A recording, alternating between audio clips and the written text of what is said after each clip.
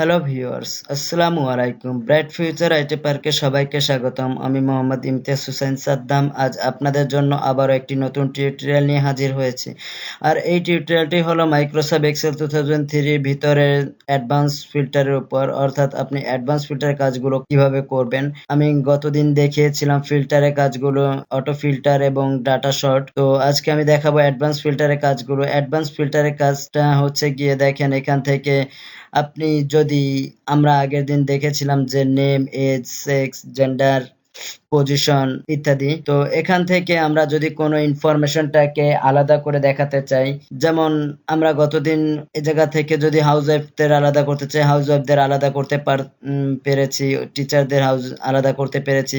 এভাবে আমরা সবাইদেরকেই আলাদা করতে পেরেছি। তো এখন আমরা যেটা করব সেটা হচ্ছে জায়গা থেকে আমরা চাচ্ছি যে কোনো কিছু আলাদা করব, কিন্তু যে সেটা জানি মুছে না যায়। যেমন এখান থেকে আপনি যদি ইঞ্জিনিয়ারদের আলাদা করেন তাহলে দেখতে পাবেন অফিসার, হাউস ওয়াইফ কোনো কিছুই দেখা যাচ্ছে না। এ কারণে আমরা যেটা করব যে আলাদা করব, বাট সবই থাকবে, এখানেও থাকবে এবং এখানেও আলাদাভাবে শো করবে। এজন্যই অ্যাডভান্স ফিল্টার ব্যবহার করা হয়। তো আপনি মনে করেন পজিশন থেকে অফিসারদের আলাদা করতে চাচ্ছেন, তো এজন্য আপনাকে সর্বপ্রথম পজিশনটাকে কপি করতে হবে। কপি করে এখানে আপনি পেস্ট করেন, যেখানে আপনি করতে চাচ্ছেন সেখানে আপনি পেস্ট করে দেন। এবং অফিসারদের যেহেতু আপনি আলাদা করতে চাচ্ছেন, তাই অফিসারদের আলাদা করার জন্য কপি এবং এই পজিশনের নিচে আপনি পেস্ট করে দেন। এখন আপনি এখান থেকে দেখেন যে আপনি আরো কিছু যদি আলাদা করতে চান, যেমন টিচারদেরও আপনি আলাদা করতে চাচ্ছেন, সো টিচারদেরও আপনি এখান থেকে সিলেক্ট করে দিবেন। এবং সিলেক্ট করে দেওয়ার পর আপনি এই যেখানে মূল অঙ্কটা আছে সেখানে যেকোনো একটা ঘরে কার্সারটা রেখে আপনি যাবেন ডাটা থেকে ফিল্টার থেকে অ্যাডভান্স ফিল্টারে যাওয়ার পর দেখেন অটোমেটিক কিন্তু সম্পূর্ণ অঙ্কটাই কিন্তু আপনার সিলেক্ট হয়ে আছে। তো আপনাকে এজন্য লিস্ট রেঞ্জের ঘরে কোনো কাজই করতে হবে না। আপনি ক্রাইটেরিয়া রেঞ্জটাকে মুছে দেন এবং এখান থেকে আপনি কি আলাদা করতে চাচ্ছিলেন, আপনি এই পজিশন থেকে অফিসার আর টিচারদের আলাদা করতে চাচ্ছিলেন, এই জন্য এই তিনটা ঘরকে আপনি সিলেক্ট করে দেন, যেগুলোকে আপনি আলাদা করার জন্য আলাদা করেছিলেন, পজিশন, অফিসার, টিচার। তো আপনি সেগুলোকে সিলেক্ট করে দেন এবং দেখেন কপি টু, এই ঘরটা অমিট অবস্থায় আছে।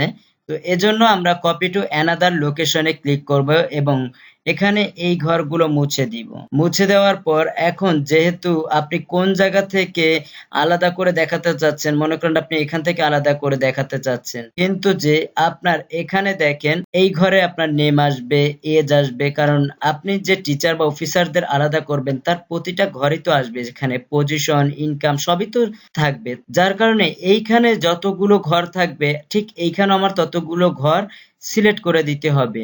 যেমন এখানে আছে 1 2 3 4 5, এজন্য এখানে আমার 5টা ঘর সিলেক্ট করে দিতে হবে। 1 2 3 4 এবং 5, আমার এই 5টা ঘর সিলেক্ট করে দিতে হবে। আবার যদি আপনি চান যে লিখে দিবেন তাও আপনি কিন্তু দিতে পারবেন। সো এটা হচ্ছে কপি টু ঘরে, আপনি শুধু ঘরগুলো সিলেক্ট করে দিবেন। জাস্ট কাজ হচ্ছে এই দুটো কাজ, এখানে ক্রাইটেরিয়া রেঞ্জ অর্থাৎ যেগুলোকে আপনি আলাদা করবেন সেগুলোকে সিলেক্ট করে দিবেন এবং কপি টু যেখান থেকে আপনি করতে যাচ্ছেন সেই ঘরগুলোকে সিলেক্ট করে দিবেন।